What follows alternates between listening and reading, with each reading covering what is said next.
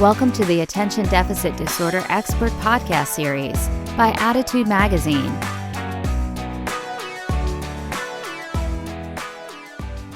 Hello, everyone. My name is Annie Rogers, and on behalf of the Attitude team, I'm pleased to welcome you to today's ADHD Experts presentation titled 5 Life Skills Every ADHD Young Adult Needs to Cultivate. Leading today's presentation is Elaine Taylor-Klaus and Diane Dempster. Diane is a professional coach, speaker, author, and educator with 20 years of corporate leadership experience.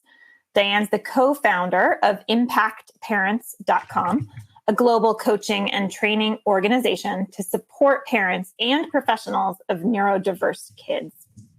The co-creator of Sanity School and the Sanity School certification program for professionals. She's an experienced leader, expert in change management, and all-around life Sherpa. She received a master's from the University of Michigan and coaching certification from the Institute for Professional Excellence in Coaching. Elaine is the mom of an ADHD plus family of 6, a master certified coach. She's also an international speaker, educator, and co-founder of Impact Parents. In addition to working privately with families and executives as a trusted advisor, she educates healthcare and education professionals in applying neurodiversity-informed coaching skills. Elaine's books include Parenting ADHD Now, Parenting with Impact, ADHD in Reality, and her personal favorite, The Essential Guide to Raising Complex Kids with ADHD, Anxiety, and more. In today's webinar, they will address the uncertainty that many parents feel as their teens with ADHD and executive function challenges look ahead to college or trade school or a first job. How do we know that they're finally ready to leave the nest? Today's coaching experts will share the 5 life skills that your teen or young adult needs to thrive. We'd like to begin today's webinar by asking 2 quick poll questions to our live audience. First, it will help us for today's presentation to know how old is the teen or young adult who you are here for today. And secondly, what one life skill would you add to your child's school curriculum if you could? What do you wish the schools were teaching? You'll see the poll results when you submit your response. And live participants, please know you can submit questions anytime during the live event. To download the slides, click on the event resources section of your webinar screen. If you're interested in the certificate of attendance option, just look for instructions in an email you'll receive after we wrap up our live broadcast. And a transcript of today's event will also be made available. If you are listening in replay or podcast mode, visit attitudemag.com and search podcast 450 to access the slides, the webinar replay, certificate of attendance, and transcript. If you support the work we're doing here at Attitude to strengthen the ADHD community, we encourage you to visit attitudemag.com/subscribe. Sign up now and you'll receive our upcoming summer issue with tips on graduation preparation, which is apropos, help for messy bedrooms, and a recommended list of audiobooks to engage even the most reluctant readers with their summer reading list. Finally, the sponsor of today's webinar is Play Attention, NASA-inspired technology that improves executive function and self-regulation. For more than 25 years, Play Attention has been helping children and adults thrive and succeed. Tufts University School of Medicine found Play Attention significantly improved attention, executive function, academic performance, and behavioral control of students with ADHD. Your program will include a lifetime membership and a personal executive function coach to customize your plan along the way. Home and professional programs are available. Call 828-676-2240 or click the link on your screen to schedule your free one-on-one consultation. Visit www.playattention.com to learn more. Attitude thanks our sponsors for supporting our webinars. The sponsorship has no influence on speaker selection or webinar content. So without any further ado, thank you so much, Elaine and Diane, for being here today and for leading us in this really timely and helpful discussion. Thank you, Annie. That was awesome. And appreciate the surveys in particular. Diane, I don't know if you had a chance to check them out, but I'm looking, it's like how many people we've got with kids here between, 11 and 22. It's huge. Yeah. And then, what do they want is to be able to apply for a job and get out of the door in the morning is such a high priority. How to pay your bills. So it's great intel for us as we move into this conversation. Thank you. So welcome everybody. We are on a tight time frame to get a lot of stuff in a short time frame. So we're going to keep moving, and we just want to kind of say if there's anything that you want to know more about, we're available. We're happy to follow up, and everything we're going to talk about today is available in other places. We're going to talk about 5 life skills every day ADHD young adults need to cultivate. And all of the material we're talking about today comes from either the Essential Guide to Raising Complex Kids, Sanity School, which is our behavior training program for parents, or a combination of the two. And so all of this resources, there's a lot more underneath the surface of what we're going to talk about today. It's available if you'd like more. We're going to start with a few things that you may have heard somewhere, somehow in your house. Stop being so hard on her. She's trying. Can't you see she's doing her best? Stop babying him. He needs to learn to do things for himself. Or maybe you hear from your kids, I've got this, Mom. Stop worrying. Or maybe back off, right? Yikes. A lot of us feel like I'm just helping my kids more than I want to be. And what if they aren't able to do it for themselves? And how are they ever going to make it on their own? There's that fear and worry that we have. We call it catastrophizing that happens. So as parents, what we want most for our kids is to guide them to what we hope will be a happy and successful and independent life, right? That's the goal. But what we really want secretly, privately in our own head is something other than this, right? We don't want them to be in our basement when they're 30 playing video games 24 hours a day, right? Right. We want them to be able to get out into their world and live a full life. And we're talking about kids with ADHD. So we know that typically kids with ADHD are as much as 30%, that maybe 3 to 5 years behind their peers in terms of some aspects of their development, particularly their executive function development. And I think a lot of you know that term, executive function. We're not going to teach you what executive function is, but executive function is the part of our brain that tells us what to do and what not to do and helps us to organize and plan and self-manage and all those life skill things that we need to be able to do.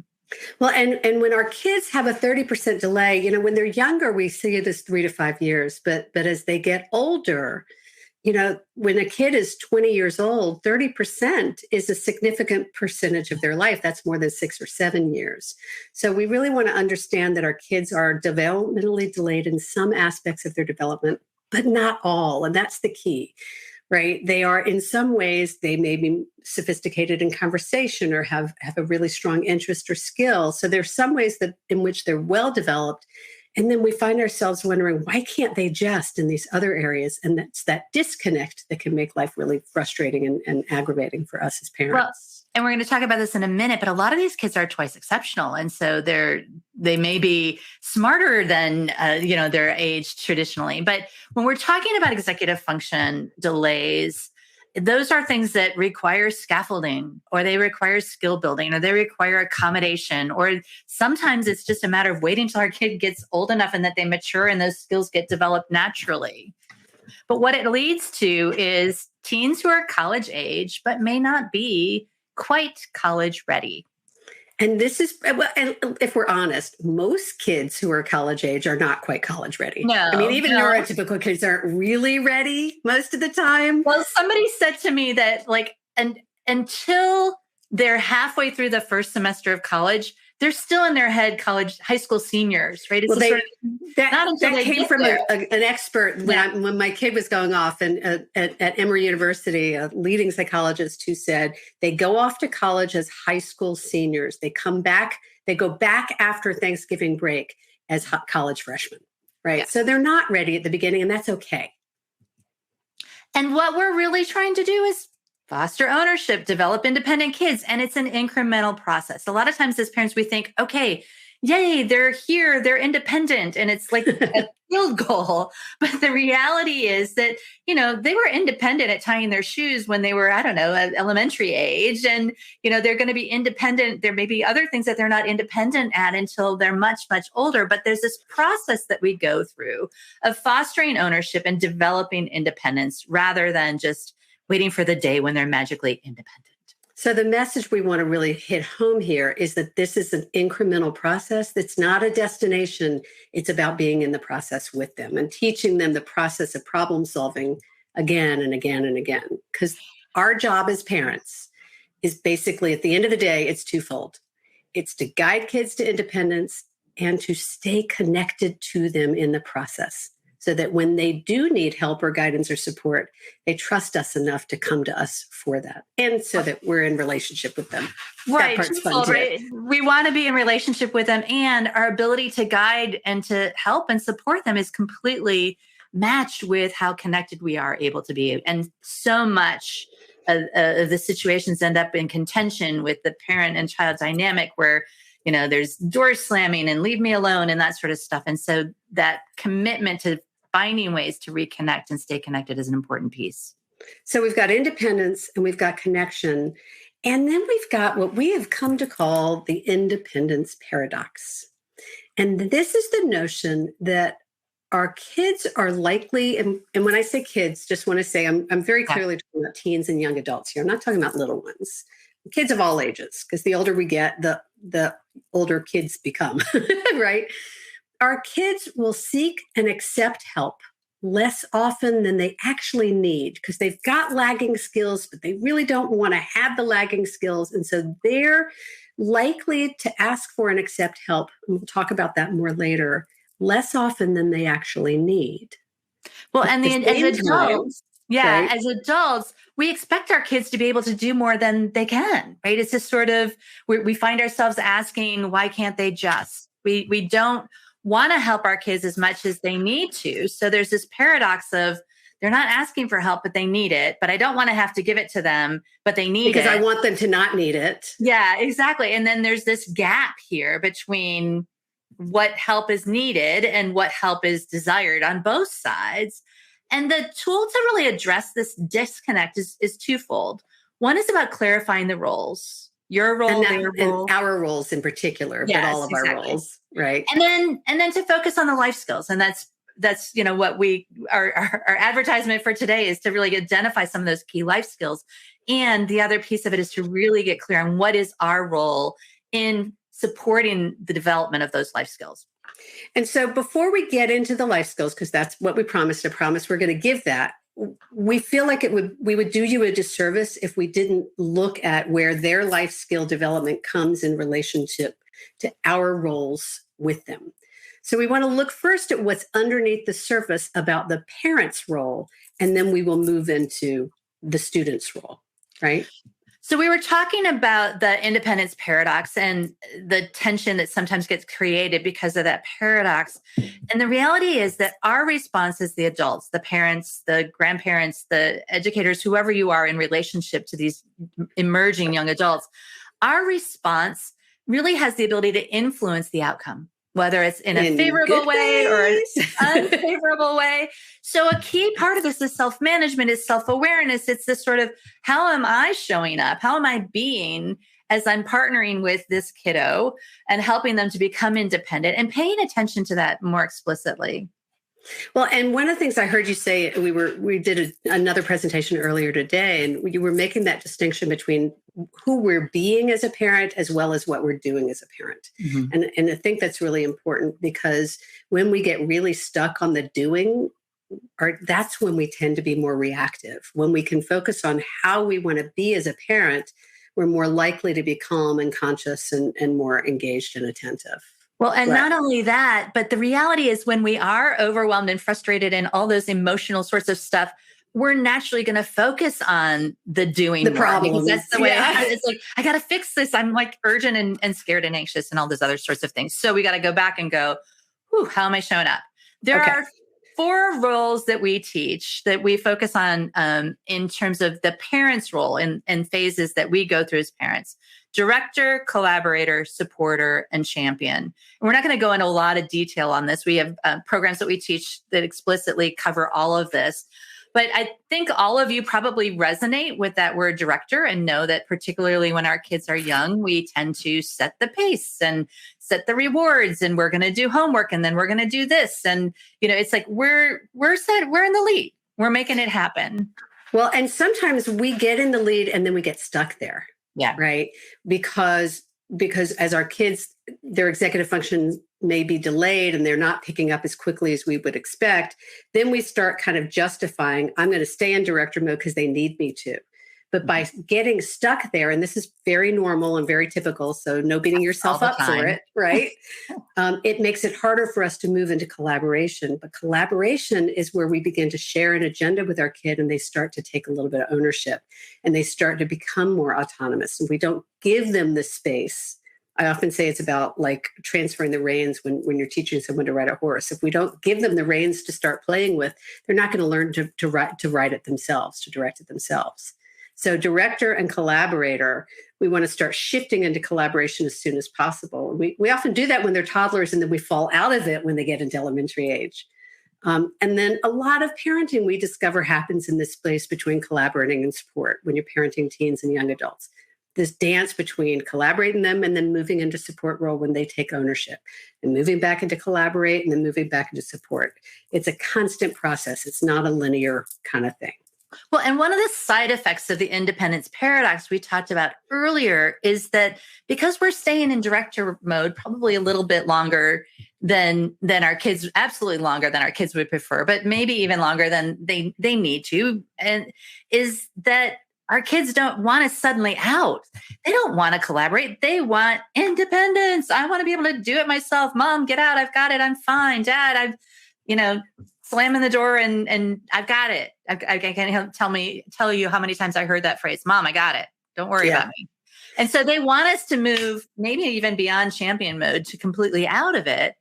And so sometimes we have to back into collaboration and support from a place of, oh, wow, giving them space to notice, not necessarily to fail, because these are kids with executive function challenges and they don't traditionally learn from failure the same way as neurotraditional kids do, but to give them an experience of trying to own it and scaffolding to say, okay, so you're owning it. You got it. Great. I'm here for you.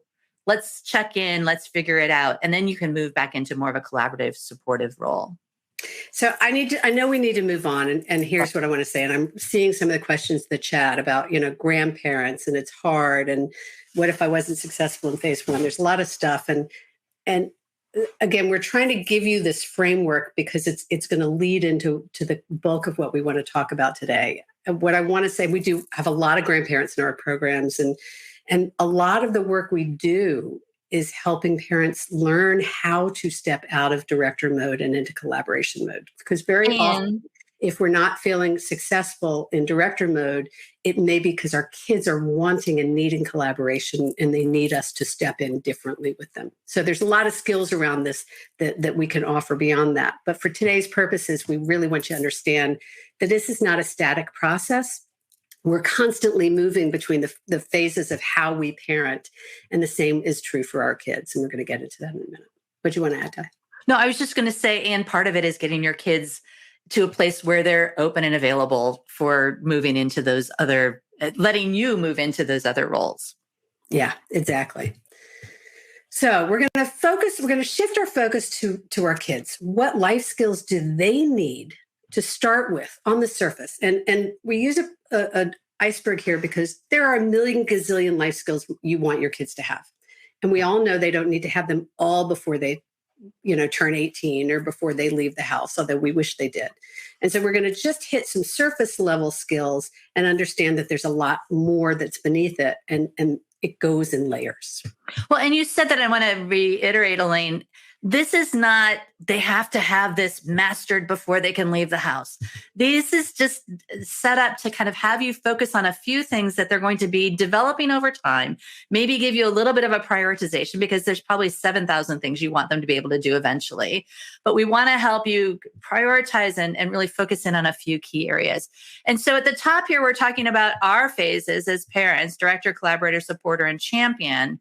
And for our kids, where they're moving to is self-direction, collaboration, seeking support, and what we're calling celebrating. And the third component of this is this reminder, because we talked about this earlier, these are kids with executive function challenges. These are kids who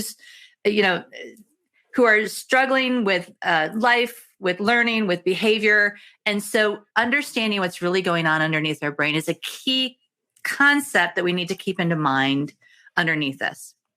So everything starts with the brains. And we have this tendency to do a really good job of doing our own research and understanding our kids' diagnosis and understanding what needs to happen. And then we the way we present it to our kids very often, they get defensive or resistant, or, oh, she's talking about ADD again, or I don't really want to hear it, because it makes them feel broken. It makes them feel like we're trying to fix them.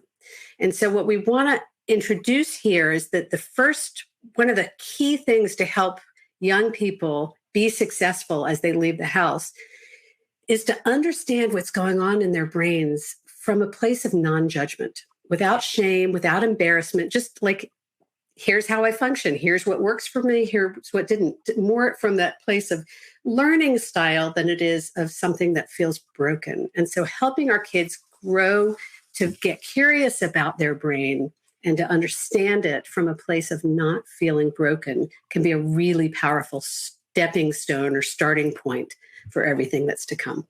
Well, and it's about normalization, right? It's this sort of, we all have strengths, we all have challenges.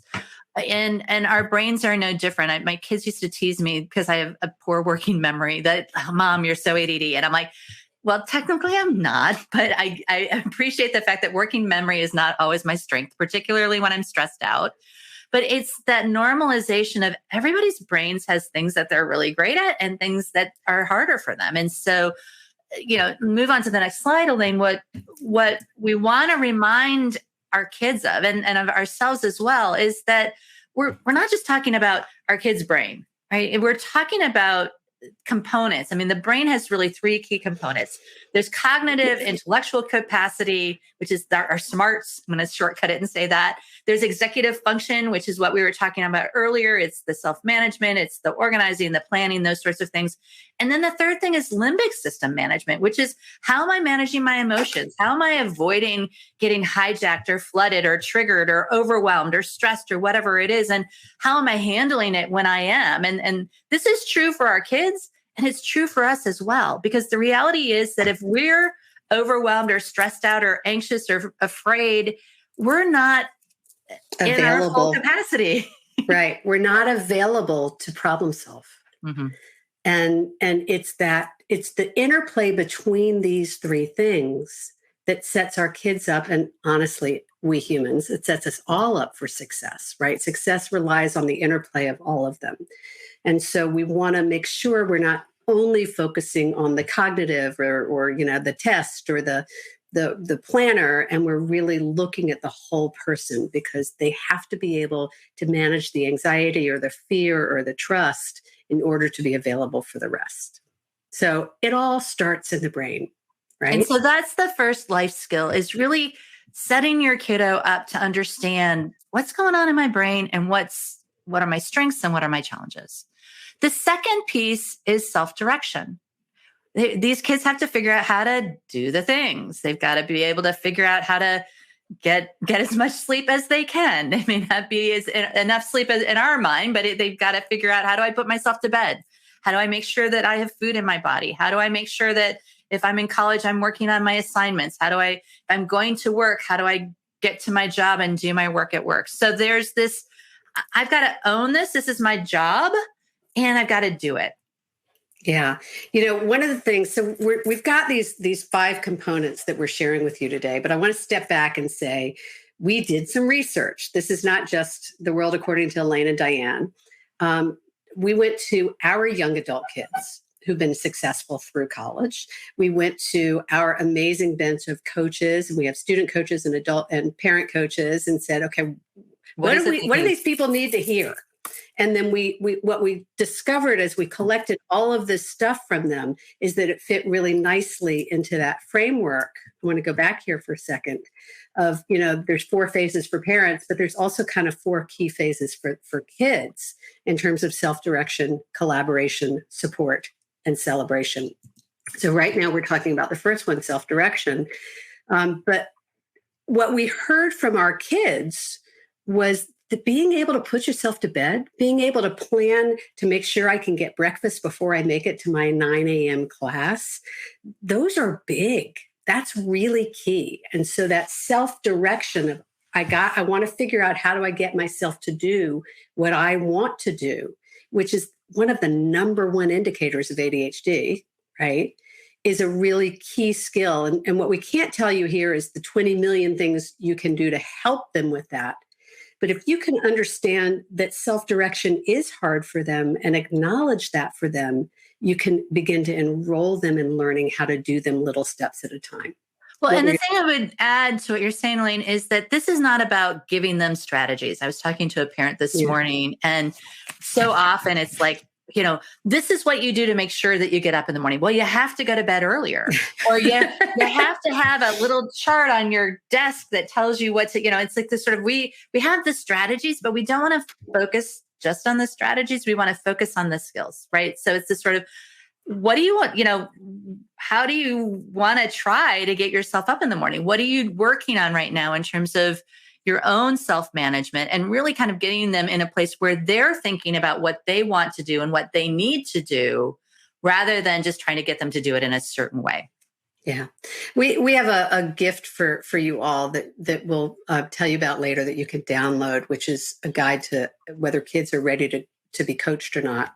In addition to that, there's another article that we have about a letter to your teen, that, the things your teen needs to be able to learn to do for themselves before they leave. And so we'll make that available for you as well, so that you can have kind of a checklist to go over with them slowly, little bits at a time. Just remember, it's not before they leave, it's eventually. Right. But a framework to begin to have these conversations with them about what is it that you've been doing for them that you want to begin to invite them to want to do for themselves. And you hear that language I'm using, invite them to want to. It's not what they have to do. It's about enrolling them in taking ownership of it. Yeah. So self-direction is a big one. I'm having a hard time moving the slide. There we go.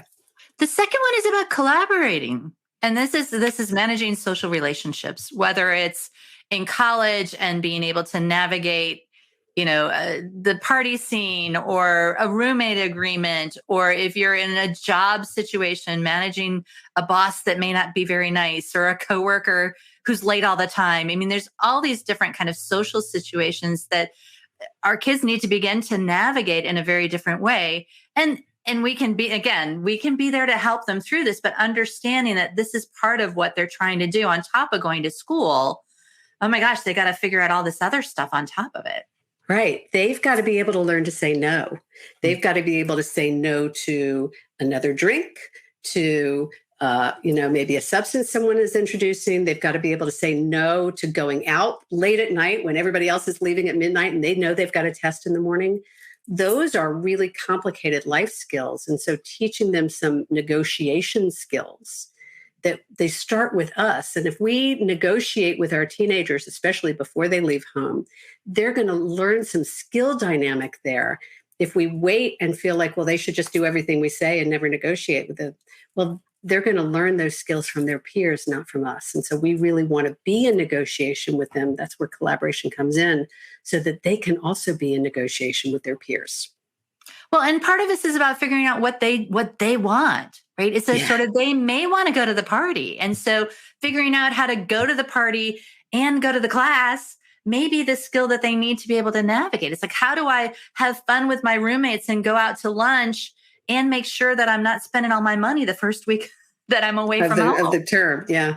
Yeah. We used to have something in our house called rock and roll lifestyle, which was this whole thing about you can stay up late and do this tonight, and you still got to get up tomorrow morning and get on the road, like the performers do. And so there are ways that we can begin to give them the skills to navigate these kinds of juicy yeses and juicy nos for themselves. Well, I'm paying attention to our time, Elaine. Yeah. I'm having a hard time. There we go. Okay. Next one is support. And this is the third area. So we've talked about the brain. We've talked about self-direction. We've talked about collaboration.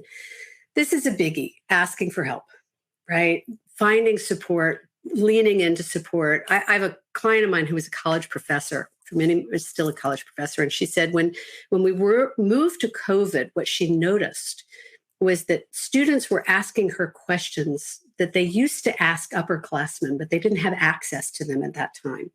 And so helping our kids learn to ask questions and ask for help and to advocate for themselves is a really powerful life skill. And we want to be careful to do it, again, as Diane said, from a place of what's important to them, how does it serve them and support them, instead of from a place of expecting it from them, right? It's about helping them learn to ask for help because it helps them, and there's a value to that. Well, and one of the things that I heard a parent say is that, asking for help is a huge life skill, and it's part of what adulting is all about, right? It's sort of, you were joking earlier about the fact that you don't do your taxes. I happen to do my taxes, but I don't fix my car. I don't do all these sorts of things. But I think that our kids don't see us asking for help very often. And a lot of times we get really busy and we're in director mode and we're just doing the things. And so we don't ask for help. So our kids don't realize that it's part of what we all need to learn how to do is, what am I good at? Where do I need help? So Diane, let's skip ahead and to this, and then we'll go back. Okay. Yeah, because I think that everybody's going to ask this question, right? So it's just sort of, why don't my kids ask for help? Why do they resist it? And we've been asking this question for a long time, and, letting audiences step in and answer, why do you think they don't ask for help? Why do you think? And what we realized is this isn't about them. This is about all of us. Everybody. Right? Why does anyone resist asking for or accepting help? Because we are all guilty of this, right? And we've kind of come up with some key reasons. Yeah. So the first one might be that we're afraid and we're not ready to do the thing that's being asked for us, right? It's just sort of, there's some tenuousness about even doing it in the first place. Can we just stay there for a second? Okay. Because with young adults, you alluded to this earlier, a lot of 18-year-old kids think that so we see this with high school kids. They get stuck in the college prep process. And when you get down to it, it's because they feel like they're supposed to know everything they need to know to be able to leave for college. And so they're afraid, as Diane says, they're not going to be able to do their taxes or manage their bank account or whatever it is. And they don't yet understand that they don't have to know it all before they leave, that they're going to learn it. So if they're afraid they're not going to be ready, a lot of our kids, particularly complex kids, are afraid of not being mature enough to go to college. Then they may actually create an impediment to themselves and sabotage themselves along the way. Okay, go ahead. The second piece is about feeling stressed and triggered. And we alluded to the fact that when we are overwhelmed or stressed or triggered or flooded or whatever language you want to use, we don't have access to the problem-solving part of our brain. And the problem-solving part of our brain is the part that says, oh, wait, I'm having a hard time. I need some help. Yeah. And so if there's a lot of stress and overwhelm going on for our kids, I mean, these are kids who have probably most of their life not really quite understood why the thing that shouldn't be hard for them is hard for them. It's going to create some stress and some overwhelm. The next one is, if we're asking why don't kids ask for help or accept help, oftentimes it's because it's our agenda, not theirs. We're trying to get them to do something. We've gotten them a tutor. We've gotten them a coach. We've given them the solution. Why aren't they using it? And very often when that's the case, it's because it's actually not their agenda, it's ours. And getting really clear on what's important about it to them becomes an important shift in that dynamic. The next one is about feeling safe or trusting, right? It's sort of, if we're not in an environment where we trust either the adults in our life, or we trust ourselves to kind of go out there on a limb and ask for help, we're going to be more likely to kind of stay reserved and not go out on a limb and say, hey, I need some help here. Yeah. Similarly, the kids don't want to feel judged, and we don't want to feel judged. And somehow we equate that in our world, that somehow if I have to ask for help, something's wrong with me. And I don't want someone to think that I can't. Well, and that's similar to, we feel like we shouldn't need it. We don't want to need it. And those things really make it very difficult to advocate for ourselves and to get the help we need. Well, and the thing I want to take us back to is, we started with, why don't our kids ask for help? Right. And if we go, my kid won't ask for help, and then we go and say, well, which one of these things or several of these things might be going on for my kid? Oh, wow, my kid's stressed out. Well, that's what's really going on here. So I'm not focused on getting them to ask for help. I'm working on figuring out how to create a trusting environment, or I'm working on how to help them to feel less stressed and overwhelmed, or manage their stress and overwhelm, or I'm creating an environment where they might feel less judged. I mean, it's a sort of, these feel more actionable and things that we can partner with them on, rather than just getting them to ask for help. Yeah. And I will tell you, I have 3 young adults now who have all were teenagers all the way along the way, and acknowledging their experience, acknowledging how it is for them, that it is hard for them, is probably one of the most powerful tools we have at our disposal as parents. Instead of saying, why can't you just, it shouldn't be that hard. If we just shift that to, I can see this is really hard for you.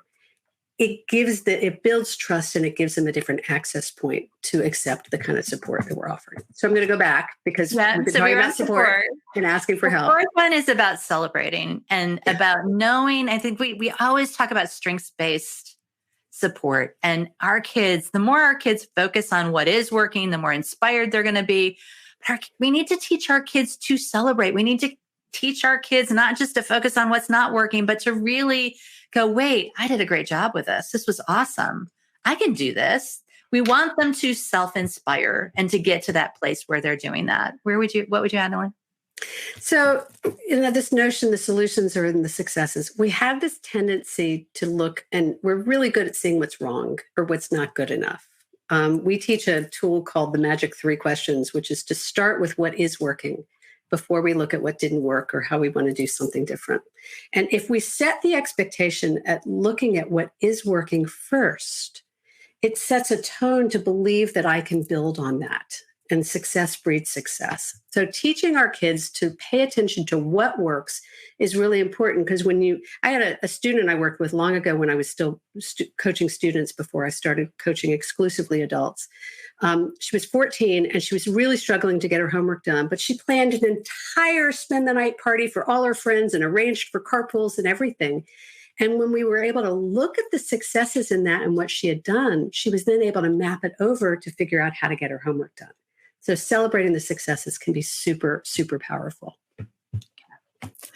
So again, we've got parallel processes. We've got the process for us continuously moving out of director mode, more into collaboration, more into support, more into champion, managing that back and forth. And at the same time, helping them develop the skills of self-direction, collaboration, seeking support, and celebration.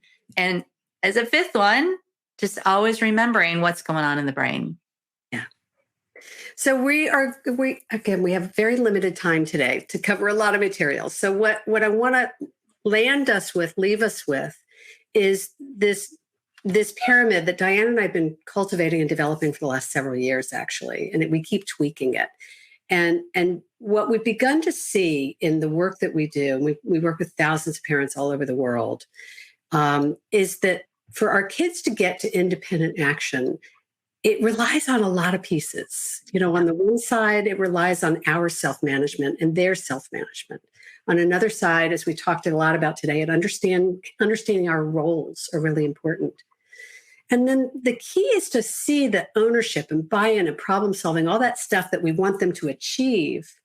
It starts way earlier down at the bottom in relationship and trust and communication. And that leads into the collaboration we've been talking about. So again, there's a lot more that we can say about this, but I want you to see the framework that there is really a lot of layers going on, and nothing is as simple as the one thing we see on the surface. Whenever we're frustrated, we invite you to get curious and start looking at what's happening underneath. Well, and I want to inspire you, because I think a lot of times we get to a teenage or college age kids, and that trust and relationship and communication is broken down. And there's lots of reasons, and I don't want to make anybody feel bad or guilty for it. And it's so important to go back to that. And so if you're finding that your relationship with your kiddo is strained, your communication patterns are strained, go back to that and figure out, how do I reconnect with my kids so that I can move into collaboration and problem solving with them and support them in a very different way. Yeah. I'm trying to figure out where to land here.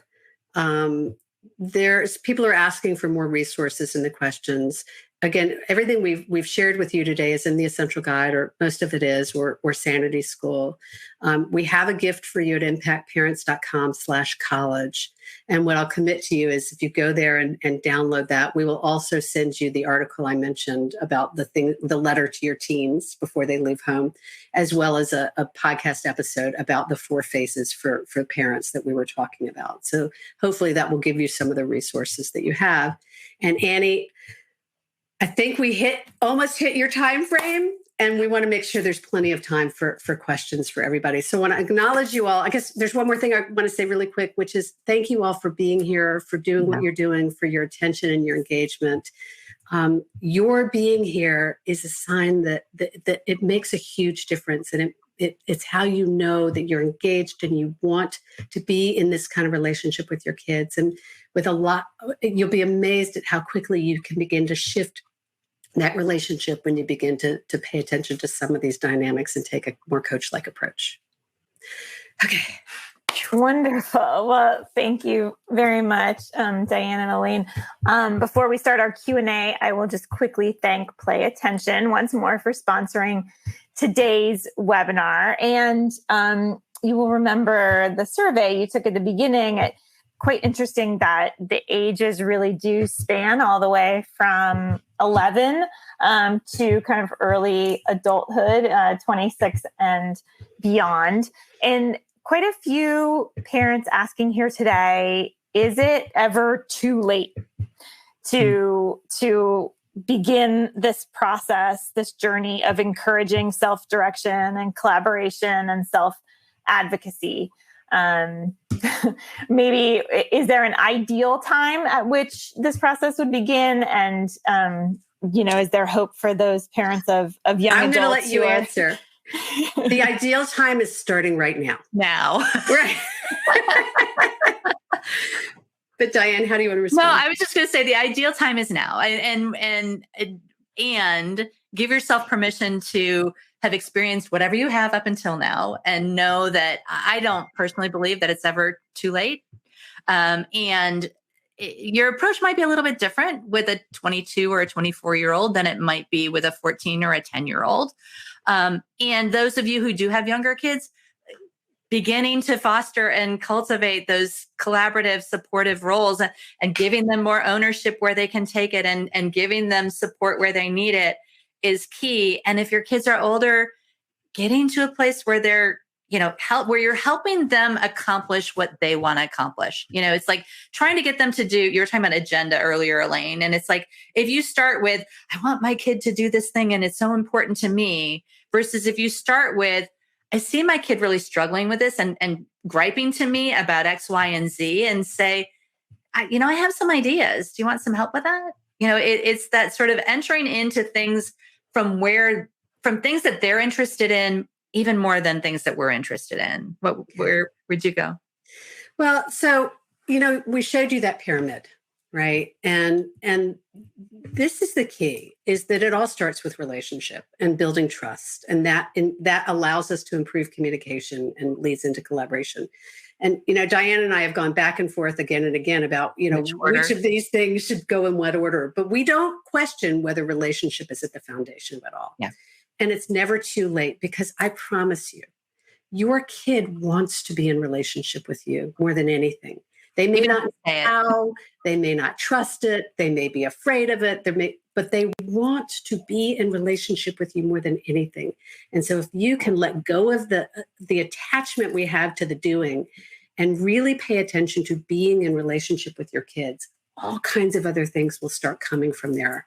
I assure you, and we see it happening with the coaches in our group coaching, with the clients in our group coaching programs and Insanity School all the time. The shift can happen really fast when you stop focusing on what you expect from them and you start wanting for them. It's a huge shift.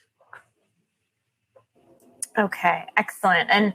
And we, on that note of the relationship building, we have a question here from a parent who said, my relationship with my son is pretty strong. We really trust each other. He's in 11th grade, but he has failed 2 classes this year. So his confidence is really, she said, in the basement, because those classes were presented as sort of college level type classes.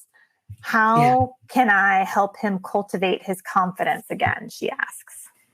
The phrase that pops in, Elaine, this kid needs a win, right? It's just sort of talking about that idea of celebrating, creating an environment where you're talking not just about all the problems, but you're celebrating the things that are working, helping this kid to begin to see his strengths. And, there are things, even in a class that he's not doing well in, there are probably aspects to that are easier for him, and being able to look at, what are all the things it takes to be successful in school? What are the things that are easy for me? Awesome. Let's celebrate that. What are the things that are harder for me? Okay, so that is harder. Is there something we can do to support and address that? And so kind of going from that more holistic approach rather than just the focusing on what's wrong and trying to shore it up is what's coming up for me. What about you, Elaine? So here's what's coming up for me is that our kid, I said, our kids want us to be in relationship with them, and they want us to believe in them. And all the research on resilience is absolutely clear. Resilience is the number one indicator of lifelong success above intelligence. And all kids need is one person in their corner who believes in them. The key is, and if you've ever read the book by Jerry Schultz, Nowhere to Hide, he taught me once. I used to say the 10 most important words you can say to your kid are, I believe in you, I know you can do it. And what he taught me is that when a kid starts to challenge their own confidence, you don't want to be setting them up to feel like now that's one more way in which they're disappointing me. And so I shifted that to, I believe in you, I know you can do it. And I know you may be having a hard time believing that for yourself right now, but I know that about you, and I'm going to hold it for you until you're ready to hold it again, because I know you have the capacity for this and you're going to get there. And sometimes it takes a little while to get there. I used to say to my kids all the time, you're going to be an amazing adult. We just got to get you there. And it's not a straight line. There are going to be ups and downs and ins and outs. So when you've got a kid who's struggling to believe in themselves, believe in them and let them know that it's okay that they may be doubting themselves, that that's normal at their age. And that doesn't mean it's true. That just means that's their self-doubt creeping in. And that's a place to do some work and to challenge some gremlins and to learn to navigate, because that's real and that's life. Well, and I think that's the other place I was going to go, Elaine, is that so many times as parents, when our kids throw in self-doubt or self-judgment or I hate myself, or our kids say stuff that's pretty horrible and uncomfortable to be around. And we immediately go to reverse it. Oh, no, that's not true. You're wonderful. You're amazing. You have, it's like this sort of, and when we do that, we discount their experience. And so there's a tool we teach. It's called ACE, and it's about acknowledging and validating. It's like, I see that this is really hard for you, and it makes sense that you'd be beating yourself up about it. And as you said, and give them the space and permission to feel what they're feeling before you go into, okay, so how do we fix it? Right. We tend to jump to problem solving. Yeah. And sometimes they need us to just be with them and validate it for a minute. One of my kids said to me once, I'm sure I was trying to fix some problem or whatever. And they looked at me and they said, Mom, I just need a poor baby. What? Oh, okay. I'm sorry, honey. Baby. I'm sorry you're dealing with this poor baby. So now in my family, my kids they'll ask for each other. I just need a poor baby. because sometimes people just want to be acknowledged. They don't want you to fix it for them. They just want you to acknowledge this is hard. Yeah. And it is.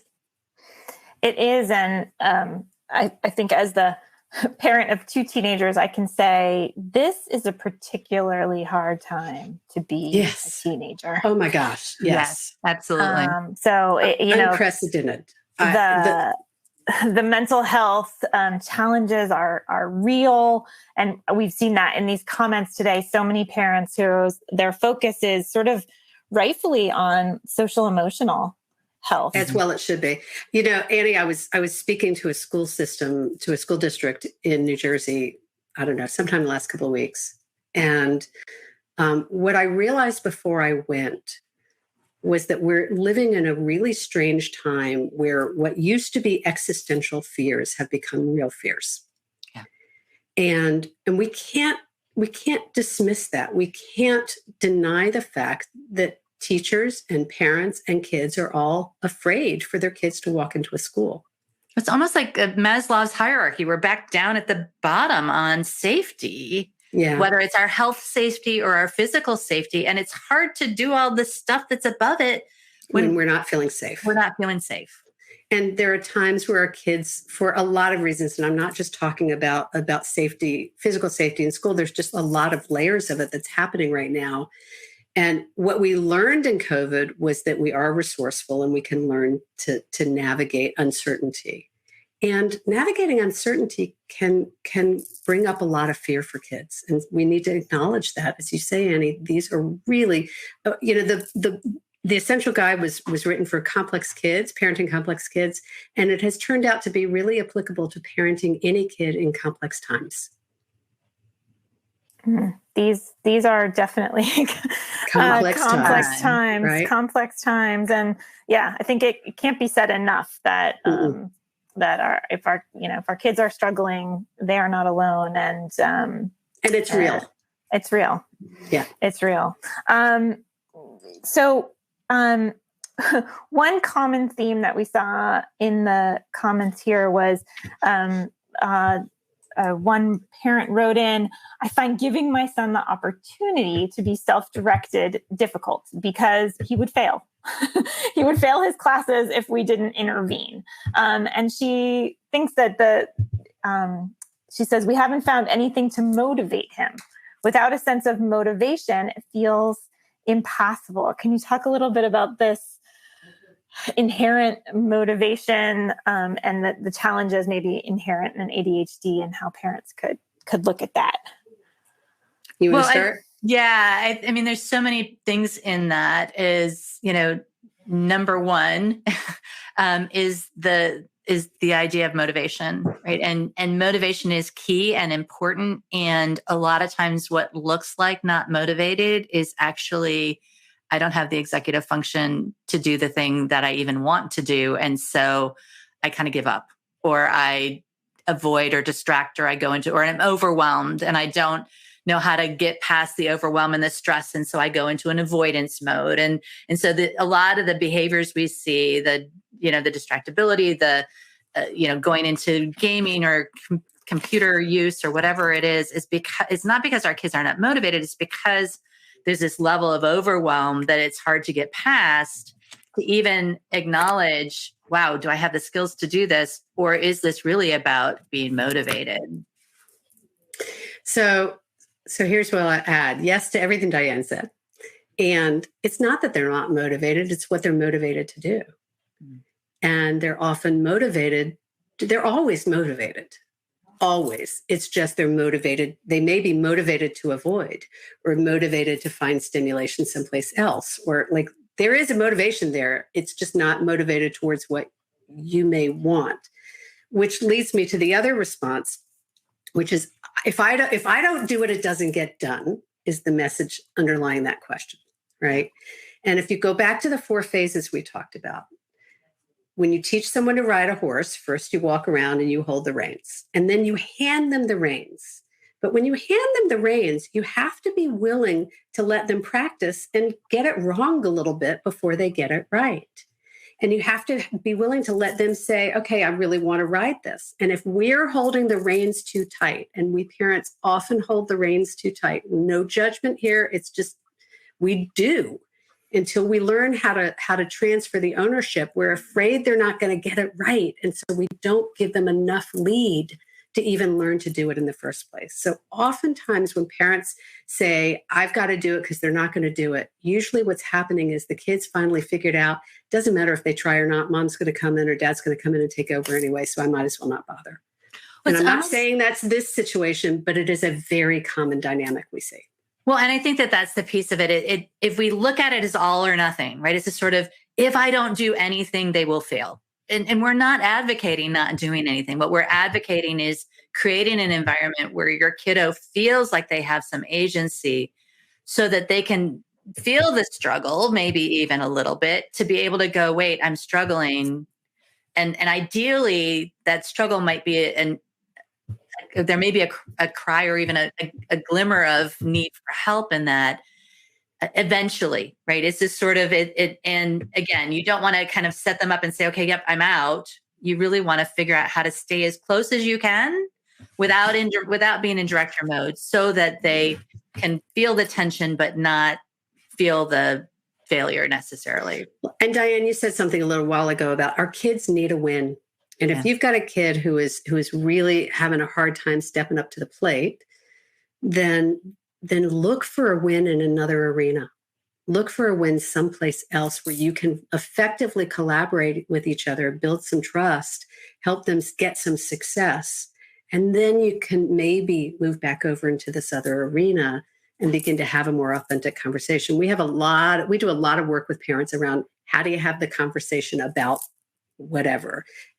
Communication techniques, communication tools, because how to have the conversation is every bit as important as the conversation that you are or are not having. Mm-hmm. Great. We have quite a few parents here today who also have ADHD. And me too. And perhaps did not have a diagnosis until well into their kids' childhoods, adolescence, and beyond. Yep. I'm wondering if you can say a little bit something about modeling. It made me think of your last comment about that discomfort and asking for help, which is not always something easy for, especially I think, women with ADHD to do. Yeah. And also self-forgiveness.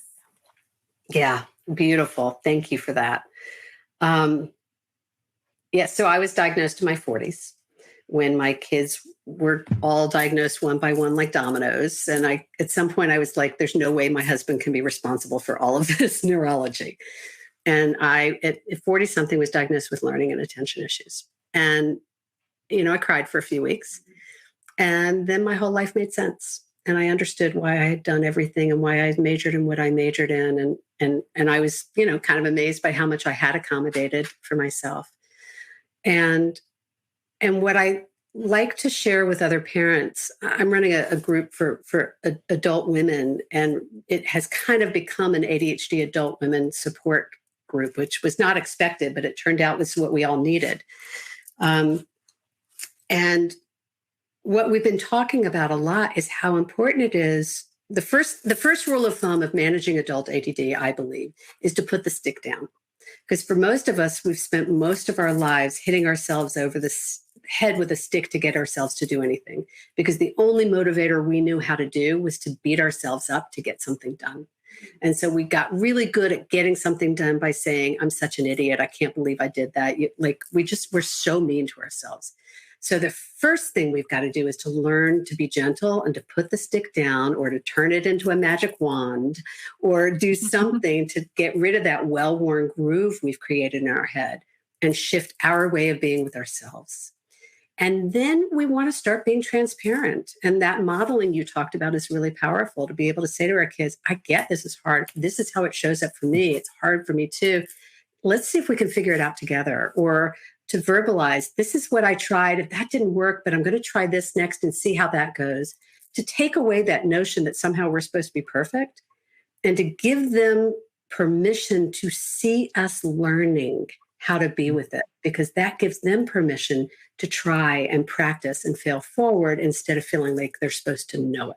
Diane, you look. Yeah, I was going to add something, because what I see in working with adults with ADHD, and this, we do this to our kids, is it's the formulaic solution. So there's so many great articles and webinars and things like that that say, do this. This is what you need. You need the planner. You need the thing. You need the, and if we focus on doing the thing instead of focusing on what works for me, I mean, this is my plea to all of you out there that are neurodivergent adults, and those of us who are not, find some support for you that works for you, and work with someone that can help you figure out how to take the advice and the great ideas and the information out there and actually put it into practice in a way that makes sense for you as a human, and not just is like cookbook sort of thing. And that's one of the things I'm most proud about, not just at Impact Parents, but yes, at Impact Parents, but working with a coach and finding a coach that will help you figure out what will work for you and not just do it this way. You know, you said earlier, way earlier in the presentation, we talked about this is a process. Mm-hmm. And in our work, we understand that managing neurodivergence is about being in the process of learning to manage it instead of only paying attention to the outcomes. And that's exactly what Diane is speaking to, is we have a tendency to be solution focused. And when you're managing ADHD, it may or may not be the right solution. But if we can be in the process of seeing how we do things and tweak and modify the process along the way, we'll get to the outcome we're looking for and figure out what the solution is in the process, because the solution is in the process for us. Mm-hmm. Well, thank you, Diane and Elaine, so much for being part of this process today and part of the conversation here at Attitude. We really appreciate your contributions to our community with this webinar and all of your other contributions to Attitude over the years. And thank you to everyone for joining us today and for submitting your questions and your feedback. We hope you'll join us for another Attitude webinar. And in the meantime, please stay up to date by visiting attitudemag.com/newsletters. And if you had any trouble accessing the resources today, please know that all the links will be in the follow-up email. So fear not, you will receive all of the resources that Diane and Elaine were speaking about today. If you are listening in replay or podcast mode, visit attitudemag.com and search podcast 450 to access the slides, the webinar replay, certificate of attendance, and transcript. If you support the work we're doing here at Attitude to strengthen the ADHD community, we encourage you to visit attitudemag.com/subscribe. Sign up now and you'll receive our upcoming summer issue. And thank you so much again for joining us. We'll see you all again soon. Thanks, Annie. Thanks, Annie. Bye, everyone. For more Attitude podcast and information on living well with attention deficit, visit attitudemag.com. That's ADDITUDEMAG.com.